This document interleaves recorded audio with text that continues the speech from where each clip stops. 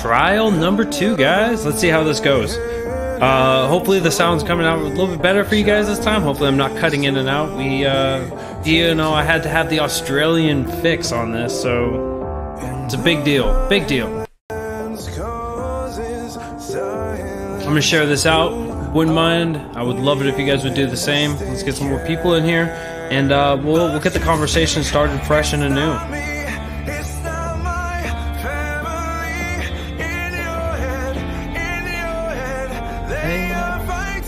Thank you guys all for the invite and your followers, for getting your friends, your family, and everyone in here. I appreciate it so much. Let me just start cycling this down a little bit. So if you guys missed out on my explanation as to why I wasn't here on Sunday. So last night, I missed out on the show. I got a little sick, started feeling a little bad, and caused me to miss out.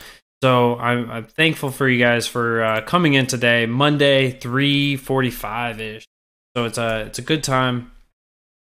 It's a good time to go live and bring to you guys some of the news that's been going on from this weekend. I had everything planned out, lined up last night. I've actually still got a lot of those articles still up, and we thankfully have a little bit more to talk about.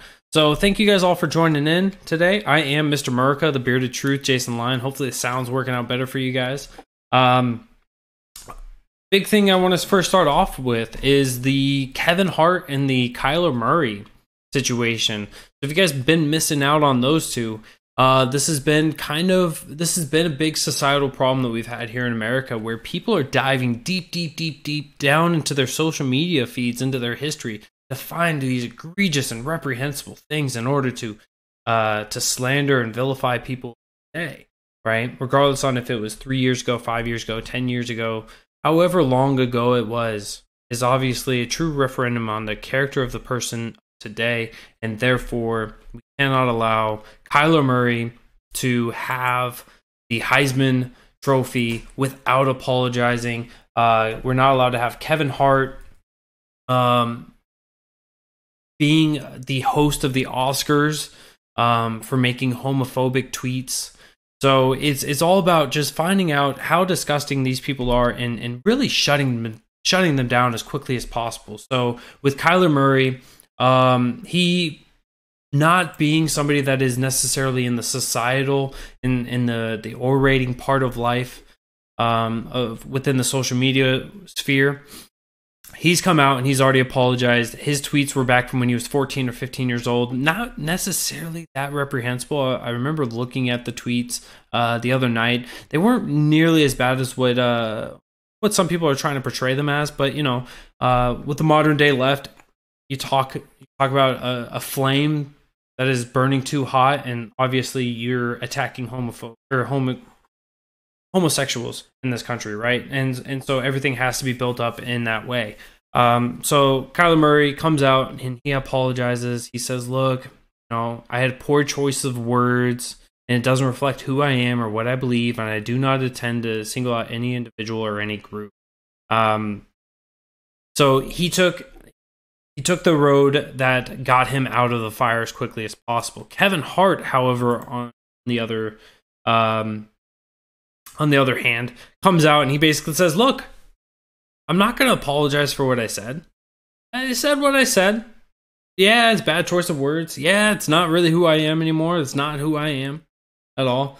But I'm going to have to turn down the Oscars, because if you guys are going to have this, and in essence, right, it's a purity test.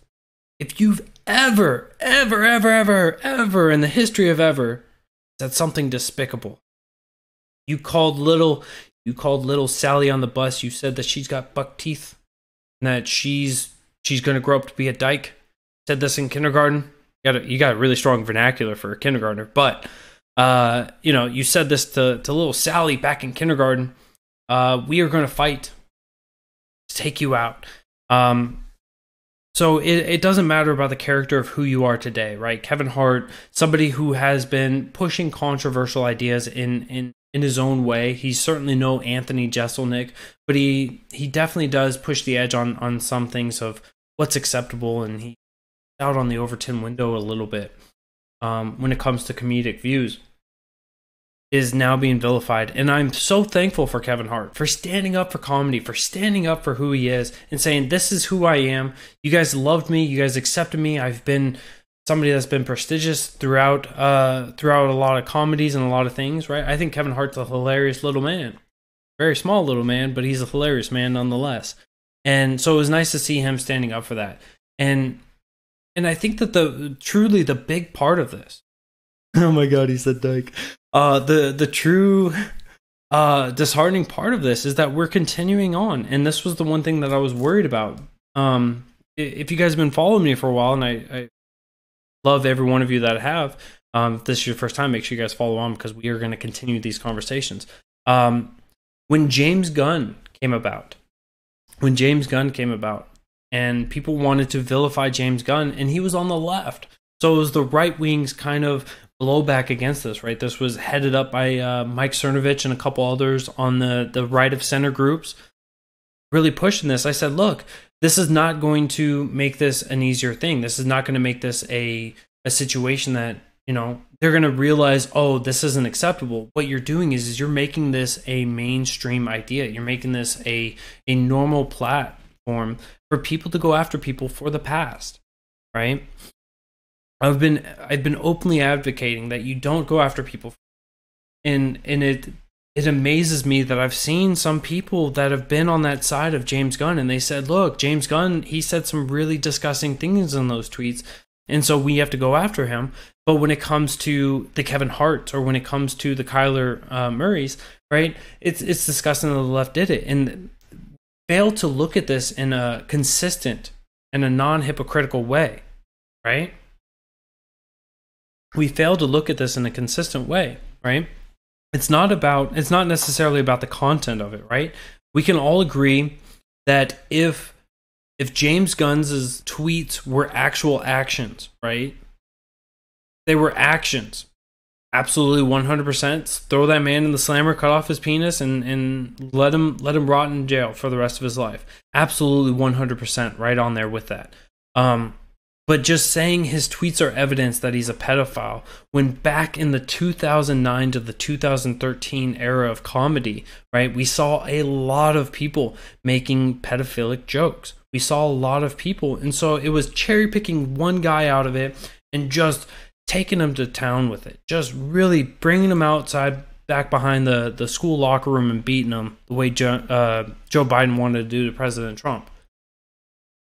And so there was really, right, we allowed the content of the speech to really fire up one side.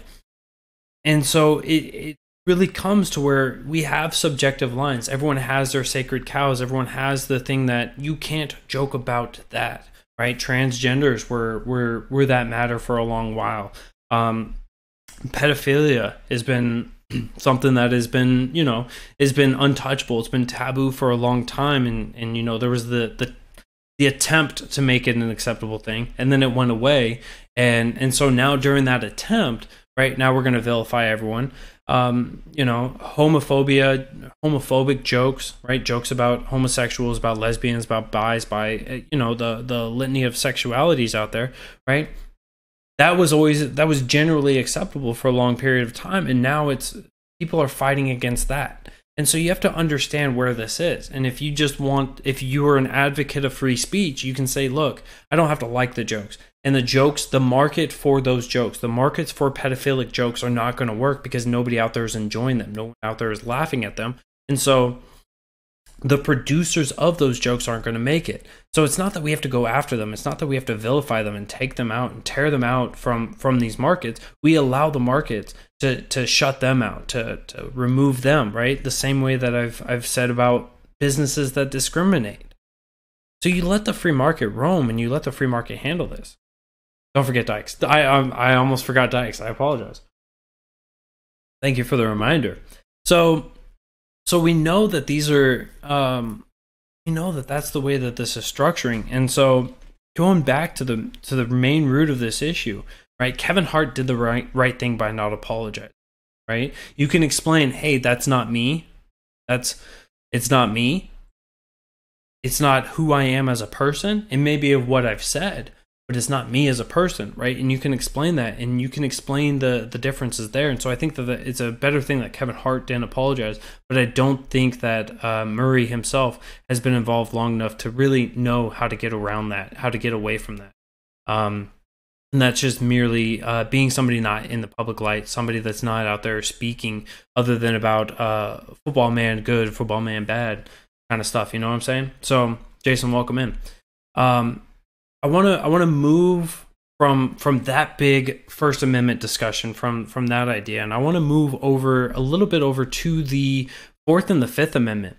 What we're seeing from the liberty advocates of DC, of the Hill, right? From the Rand Pauls, the Justin Amashes, the Thomas Masseys, they're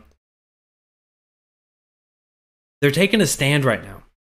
Rand Paul is faltering on if he's going to take a hard stance or if he's just going to be vocal against it. But they're all taking a stance against William Barr.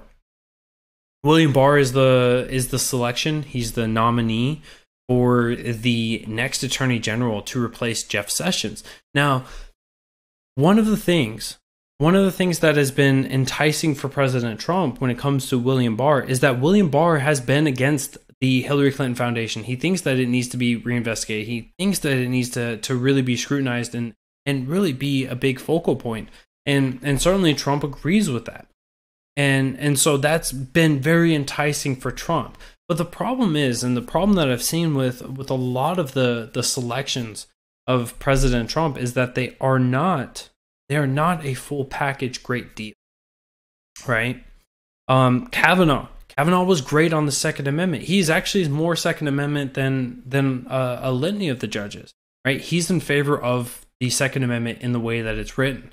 Where he is not in the way that it is written is for the Fourth Amendment, right? He's talked about increasing the government's reach with phone metadata, with being able to collect information on the people and be able to store that information and make it easily accessed to the government, right? So he falters in that way. And what's going on with William Barr is that William Barr, when he talks about things like the Patriot Act and the Patriot Act, believe me, right? I've been a very vocal opponent of the Patriot Act, and it needs to be torn apart. But he said, look, it's an okay thing, but it needs to go further. Oh no, neither one of these articles I have up actually talks about that. But he says it needs to go further. And the Patriot Act, what did the Patriot Act do? The Patriot Act actually enabled the government to be searching in on the American citizens and going in and collecting all of their information as much as they want to. And it really made it more streamlined and more feasible for them to do these actions. And so the Patriot Act was, of course, the Security Breach Protection Act after 9/11. It was a way that the government was able to not let any tragedy go unanswered. It was a way for them to grab power, to cede more powers to themselves. And that's exactly what they did with the Patriot Act. And then we look at the National Defense Authorization Act, and we can know in Section 1021 of that, where the Sixth Amendment isn't vital, isn't important. But going back to William Barr is certainly very weak on the Fourth Amendment, and he is also a big advocate of civil asset forfeiture. Civil asset forfeiture is when the government or police officers are able to pull you over and they can justify taking something. And we'll go into one of the Supreme Court cases, hopefully one of the future Supreme Court cases here after this discussion. But he's an advocate of the civil asset forfeiture. Now, when Jeff Sessions was in, he was also in the same line of thinking. Look, police officers need to be able to take more. They collect things. And so they have a revenue from it. It's truly, truly despicable. Because it's without due process. And so the way that this works, right? You get pulled over. Actually, here, let's just go into the court case, and we'll wrap it back around. There it is. So there's a woman in Detroit, in Wayne County. The Wayne County cop seized this woman's car over $10 worth of weed. So she's suing. And so she had $10 worth of weed that was purchased purchased legally in a dispensary. So she had purchased this.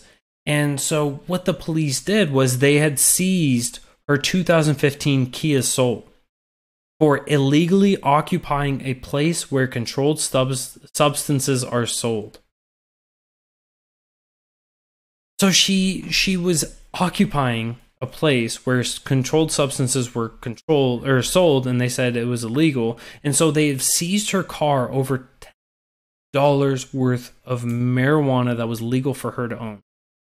So to get her car back, Mrs. Sisson had to pay the Wayne County Prosecutor's Office $1,200 to settle the forfeiture case, a typical practice in the county. So what this is, right? Under civil asset forfeiture laws, police can seize property, cash, cars, and even houses suspected of being connected to criminal activity. So suspected, not proven, but suspected to be connected in criminal activity. Law enforcement group says it is a vital tool for disrupting organized drug trafficking and other crimes, but civil liberty groups say it has too few protections for innocent property owners, and far too many perverse profit incentives for police and prosecutors. Right? This is the idea that you don't get to take things from people just because you think that a part of the syndicate, a part of the mob, a part of the trafficking. Right? You don't just get to take people's things and then make them pay an exorbitant amount of money. And so this would be a violation of not only the due process, but this would also be a violation of the Eighth Amendment, right? The Eighth Amendment, which is you don't give a punishment that is unjust. You give something that is within the let me pull it up. How about that? I don't want to misquote the document, the founding document, one of the founding documents, as I misquote what it is. But so it's a violation. It's a clear violation of the Sixth Amendment, criminal due process. It's a clear violation of the Eighth Amendment. It is extortion. Yes, absolutely. It is extortion. Making a fortune off the poor. Exactly. That's exactly what it is. Could you imagine having to pay the state to get something that you've already paid to get? It's almost as bad as like property taxes. I mean, when you really sit down and think about it. But it's such a huge thing right now.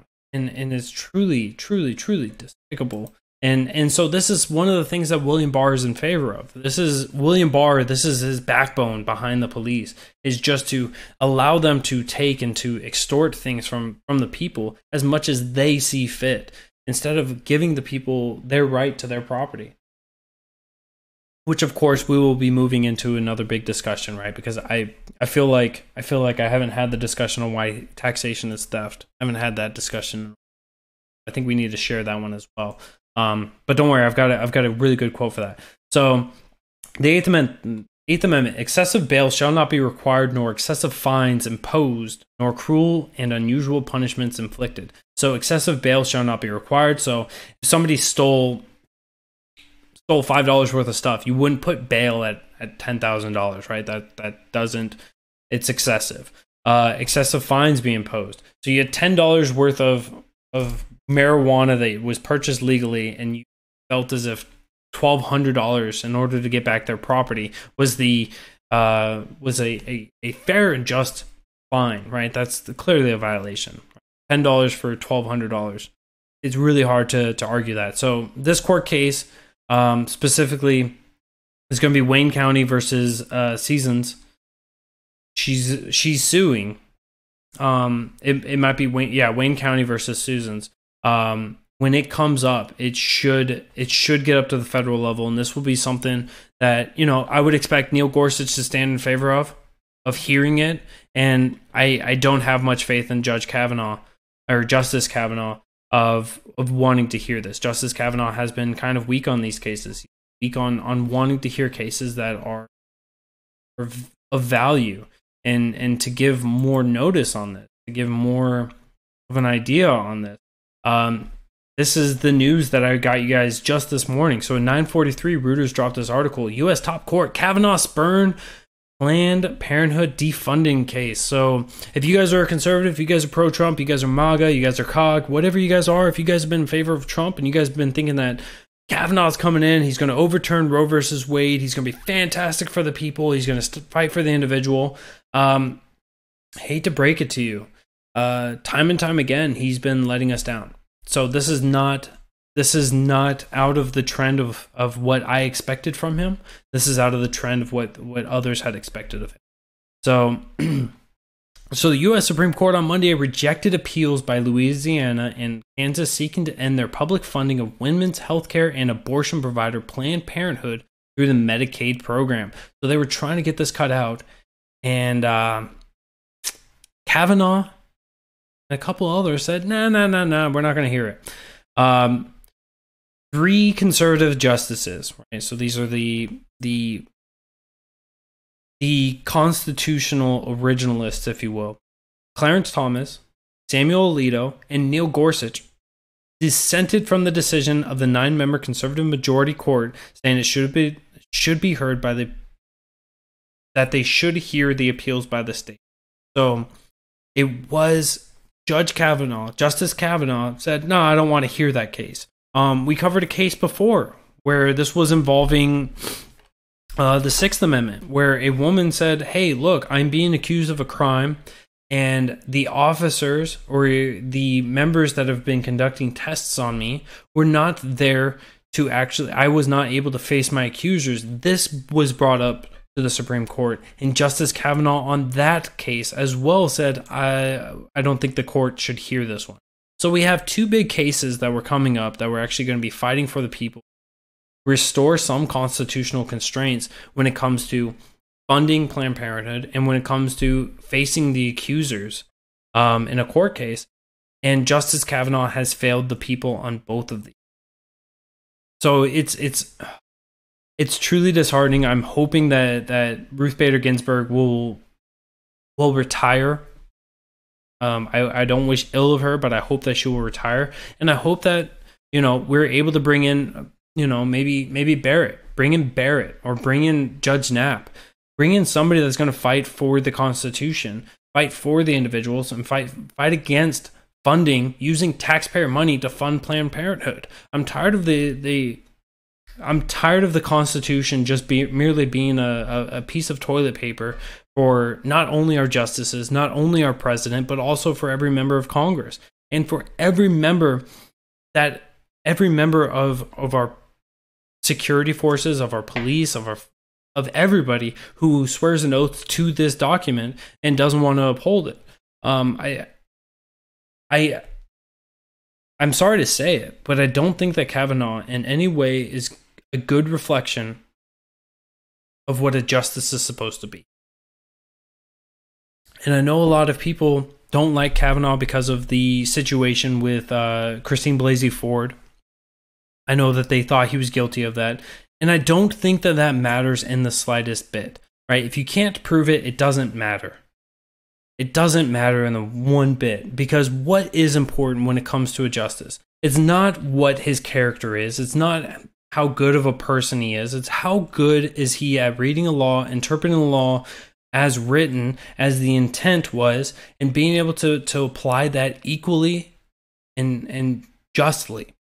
And so on those grounds, right? On those grounds, I would have loved to have seen a lot more dissent, a lot more obstruction to his nomination, and it didn't happen, right? Instead, what we had was this petty argument. We had this stupidity, the degradation of the integrity of the courts, and we had basically people trying to lambaste each other and trying to attack each other. It was the worst political theater I've seen.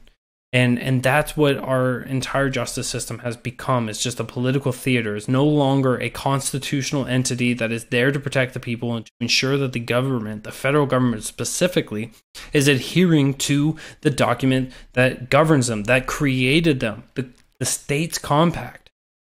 It needs to be looked at. It needs to be fixed. It certainly does. And Justice Kavanaugh is not that guy. He just simply is not that guy. But like I was telling you guys before, I do want to go back. I do want to go back and talk a little bit about why taxation is theft. And so I'm going to use Dr. Adrian Rogers.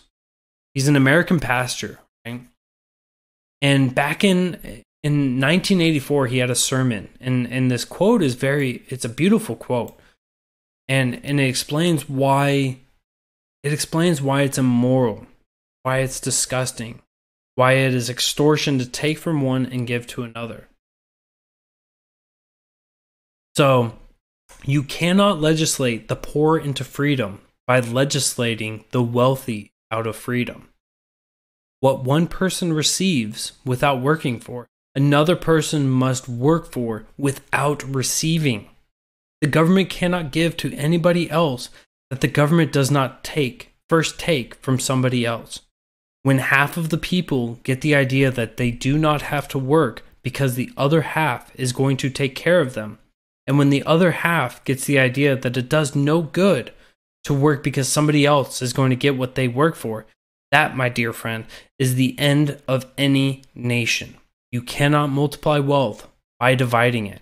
This is a beautiful quote, and it really does speak to it, right? It really does speak to the truth, to the crux of what is to redistribute wealth, the crux of against the idea of universal basic income, of subsidizing, of creating systems of social safety nets, whether it is food stamps, whether it is social housing, and whatever it is, however these systems are implemented, you have to take from one and give to another. And it is not something that is granted a power or an authority within the Constitution. So if you're a constitutionalist, right, you would accept this and you would understand this, right? Article 1, Section 8 is where the general welfare clause is, and this is where a lot of people try to justify the social safety net. But understanding the writer's intent, right? Madison wrote, hey, if you want to know what the general welfare is, that is everything that is enumerated within Article 1, Section 8. Everything thereafter, right, what Congress is enumerated and allowed to spend their money on, that is what they're allowed to within the confinements of the Constitution. Everything else would fall to the Amendment. And so when we look at the federal level and the way that they take the money from the people from one state and give to another state, when they take it from one entity and give to another, when they take it from one corporation and give it to another, right? What they're doing is they're not only disturbing the free market and removing the capacity for the growth and stifling the innovation and stifling the research and development that could be there, but they're also saying, hey, if you're going to be successful, we're going to discourage you from doing so. We're going to take from you. We're going to give it to people that aren't quite being as successful, right? Imagine running a race. You're running a 4-lap race around the high school track, so you're running 1 mile. And by the time you finish your 3rd lap, there's a kid that is just now passing and finishing his 2nd lap. So you've lapped him. And so your gym teacher says, whoa. All right, I'm going to take a lap from you and I'm going to give lap to him. This way, I know that you guys will finish at the same way. Are you that person that ran 3 laps? Are you going to want to run those 3 laps in the time that it takes the other people to run 2? No. You're going to want to run with the other 2. You're going to want to run with the slower of the pack. So by taking from the successful and giving it to the less successful, right? That is a compassionate thing. That is a loving thing. That is an empathetic thing. That is caring for one another, certainly. But that is up to you to give to others. And the people that are running 2 laps and seeing the people running 3 and getting those extra laps to themselves, do you think that there's any incentive for them to work hard? Of course not, right? Because they were just given. They were given a quarter. They were given 25% of what the goal was needed by not being as successful, not being as innovative, not being as hardworking as the other one. I'm sorry, maybe hardworking is not the right thing, not the right answer.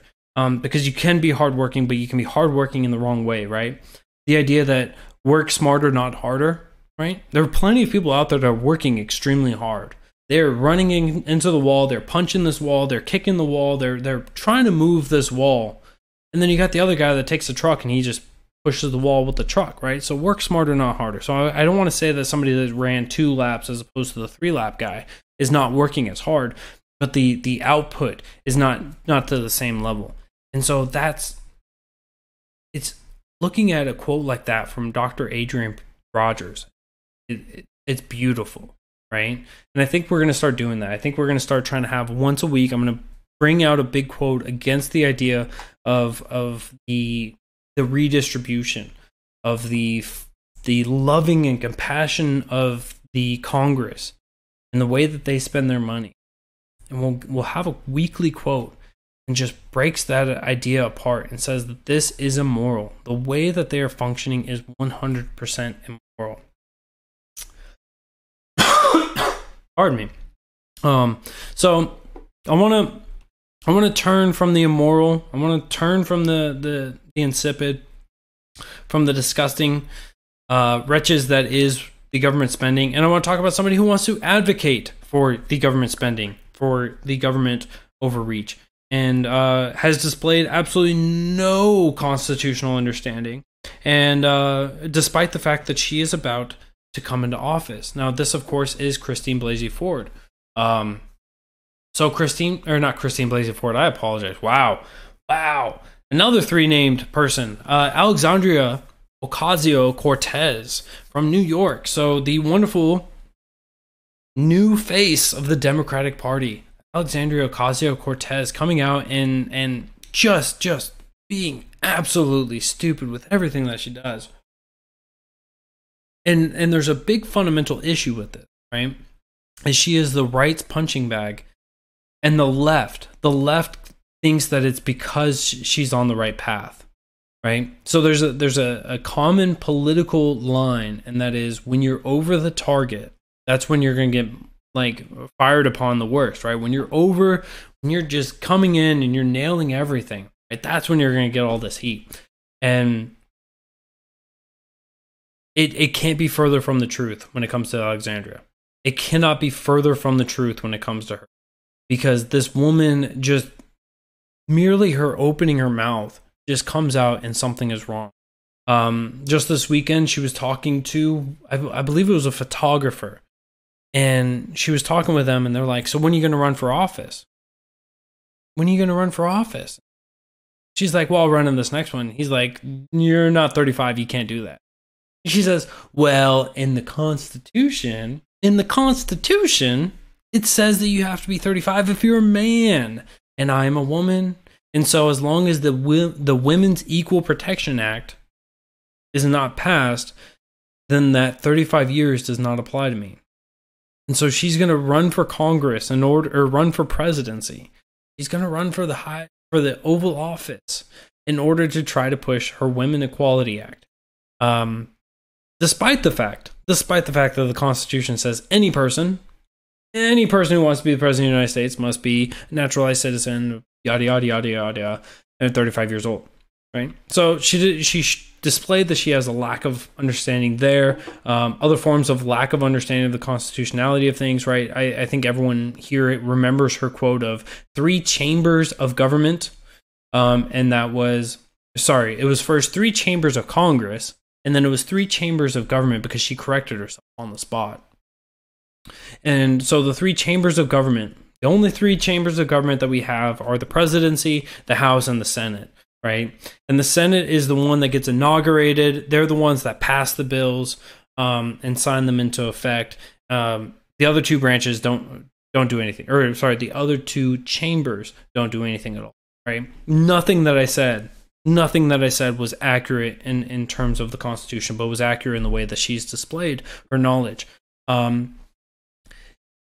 But I want to get down into some of the systems that she's advocating for, and how repugnant they are. Pugnant they are. So, of course, the big thing that we've seen from Alexandria Ocasio-Cortez is that she is a big proponent of Medicare for all. She wants you to have that health care. And so she's using the study that has shown that there's about a $2 trillion difference between the free market versus what a Medicare for all system would cost, despite the logistics within that study. And that study basically said the only way that this would happen, the only way that you'd save $2 trillion by moving to a Medicare for all system is to remove the incentive for doctors, right? You're going to cut the spending for the people working. So whether it's the administrators, whether it's the doctors, the surgeons, the nurses, the janitors, you're going to have to cut the spending there. And so people are going to have less of an incentive to go work in these fields. And you're going to be forced to limit how much, you're going to put a cap on how much each thing is allowed for, right? And so they're expecting that they're going to push down costs, and that's going to save them money in the long run. Well, the problem is that this is exactly what Puerto Rico did. And what the result of when Puerto Rico had done this was that the doctors of Puerto Rico said, I can move somewhere else and I can make more money. I can work less and get paid more, or I can work more, get paid less, and be overworked. And so naturally, right, people want to go where they get the most, they get the biggest bang out of their buck, which is why capitalism works. So she's advocating for a system that's going to fail us. And the part that really, really, really fundamentally is an issue with it is that when you move from to a $32 trillion over 10 years, over 1 decade, right, 3.2 trillion on average, you have to increase revenue by 3.2 trillion. Right now, revenue is about 3.6. So we're looking at doubling the revenue for the government in order to fund something that is not only not constitutional, but is contrary to economics. And she has no answer for this, right? Their answer, as in accordance with James Clapper, right? CNN talk show host James Clapper, she can only account for about 2 trillion of this. So the rest of it is just, you guys got to get over the sticker shock and we got to pay for this. I've been having plenty of conversations when it comes to this and how this would actually be laid out. Would we the people be able to get out of this? And sure, you can have your own free market. You can have your own privatized healthcare, but you still must pay for everyone else. So this, in the crux of this, right, what they're saying is that everyone has to be a part of Medicare for all. Everyone has to pay their fair share. And if you're not paying, then of course we're going to throw you into a cage. And if you refuse to go into the cage, we'll kill you, with the way that every bit of extortion works. But if you are able to pay for that, any of your crumbs left over, any of your pennies that you have left over, because we know this is going to be exorbitant cost, you can put that towards your private healthcare. And so what's more important is that they're saying the individual in society is no longer important. You are no longer have value.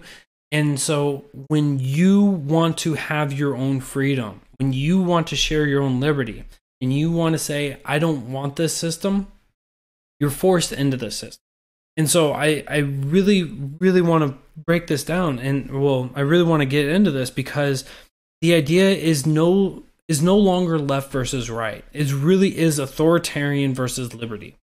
And I'm hoping that more people will wake up to this idea, because the bigger your government is, they're taking away your rights, your freedoms, your liberties, your ability to go spend money on how you want to allocate your money.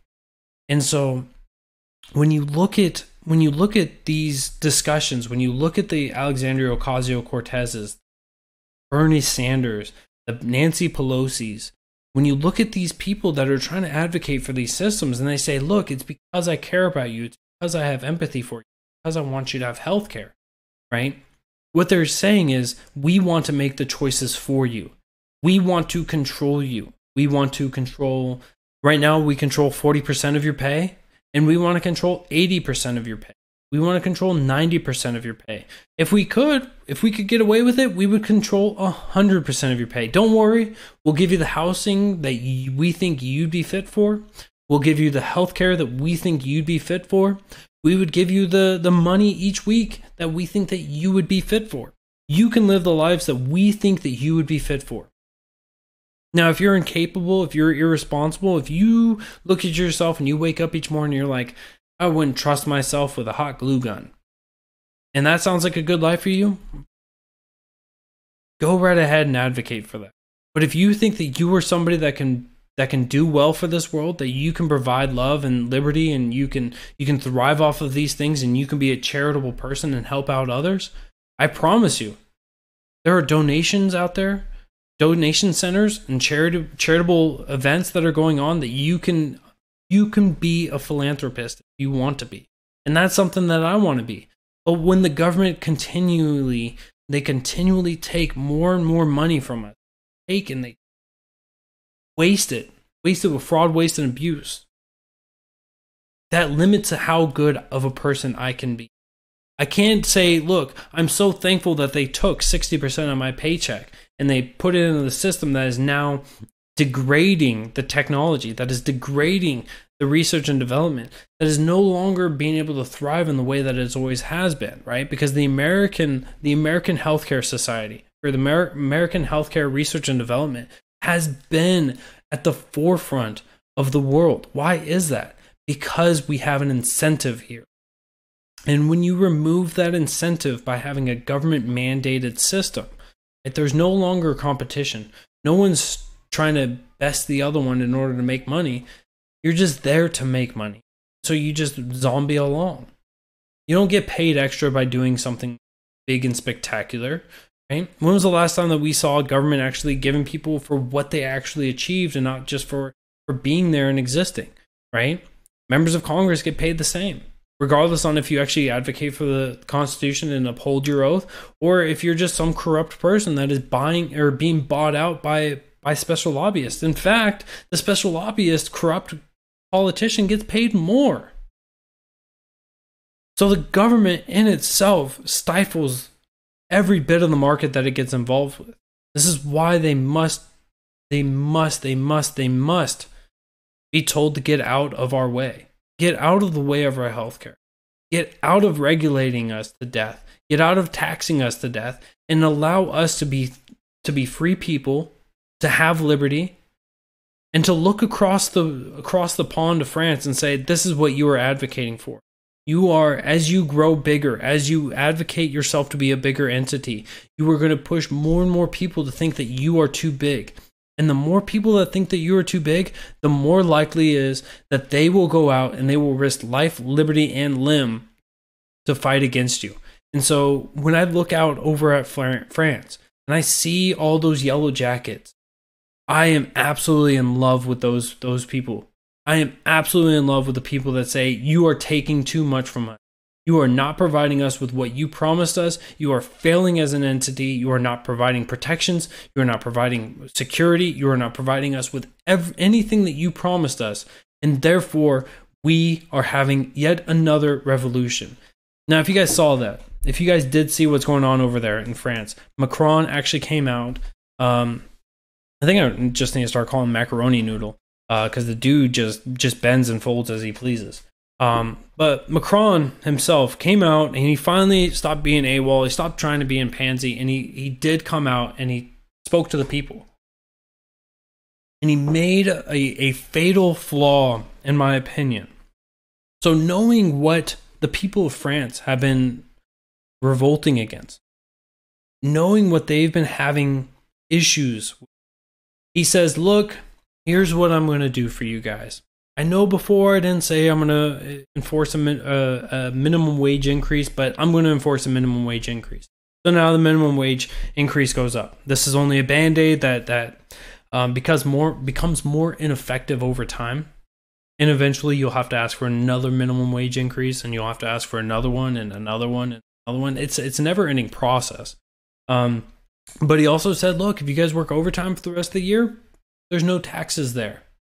So he's cutting down on some of the revenue there. He's also saying, hey, look, businesses, you guys have employees. Why don't you take care of your employees? Give them some big old bonuses for the end of the year, right? So he is just merely trying to lay it on thick for these people and saying, hey, we just want to take care of you. Just for the government, we want to take care of you. Now, the big issue, the fatal flaw in all of this, is that he took no responsibility. and saying, look, it has been our spending that has been out of control, that has required us to take all this revenue, that has required us to increase your gas tax, to required us to increase your taxes on how much you make, on your income, on your spending, on every aspect of your life, that we've been taking money from you is because we've been spending too much. So he's not cutting down on the spending. He's going to put his country a little more in debt. The problem is never the government in the government's eyes. And that has to be where we start with all the issues. That is where we have to start with all the issues. The one that is loudly boasting about having solutions is usually the one with the biggest problems.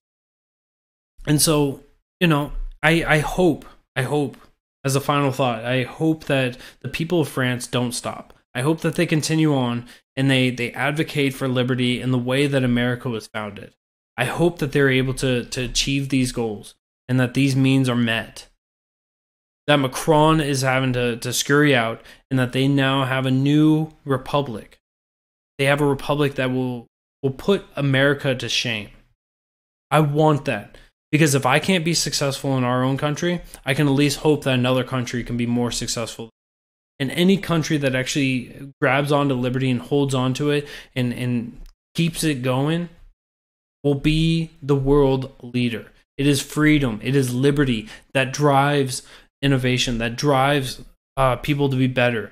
When you are free to be as you want to be, and you could be as successful as you want to be, and you could be as innovative as you want to be, and somebody's not telling you which, you've got bumpers and you can't go that far to the left, or you can't go that far to the right, and they're not guiding you down this road, you are able to be more successful, right? You are able to be as prosperous as you want to be. It is the countries of liberty that have become the biggest wealth gainers out there, right? They become the richest. It is the liberty. I promise you guys. Because look at it. Look at the countries and how they become structured within these, or how they come to wealth. It is because they were free to do as they wanted. And so I'm hoping that France will be able to really turn this revolution up. Turn it up a couple more notches and really grab a hold of the horns on liberty and take her home. Take her home and never look back. Because if France can do it, then maybe hopefully here the people of America can look at that and say, you know what, that is the right decision. We've been looking at a lot of the EU countries, and they've been moving more towards liberty. They've been moving more towards less social, of advocating for more freedom to the people, less control from the government. And I think that France is really taking this opportunity to be the front runner, and every bit of love and adornment to them. I look at them and I see little people of liberty, little flashes of yellow of liberty, and I wish them all the best. I hope that the police, I know I've seen areas where the police have been standing down. I hope that they will continue to stand down and allow these people's voices to really be heard. Because when you're stifling them and you're not allowing them to be heard, you're hurting everybody, right? You're hurting free speech.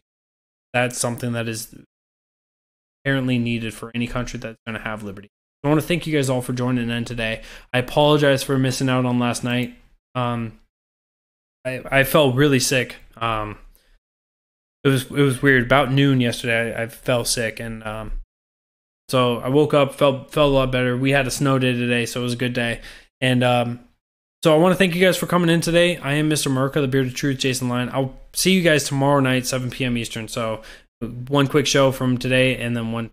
So yeah, the comment was they arrested over 1,000 people. Yeah, it was. I think I've seen 1,300 was one. So too many patriotic folks to give up on our. I don't know if you could be patriotic and be support of our current standing republic. I think that's two contrary things. But anyways, so we will continue our conversation tomorrow night, 7 p.m. Eastern. I am Mr. Merca, the Bearded Truth, Jason Lyon. I hope you guys all have a great night, and I'll see you guys then. Take care.